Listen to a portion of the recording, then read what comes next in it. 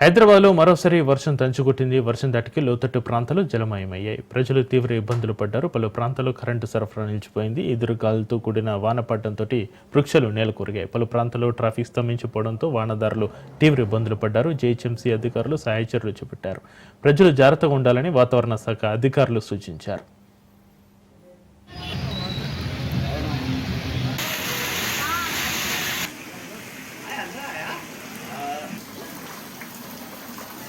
ये पानी जाने का रास्ता पूरा बंद करना।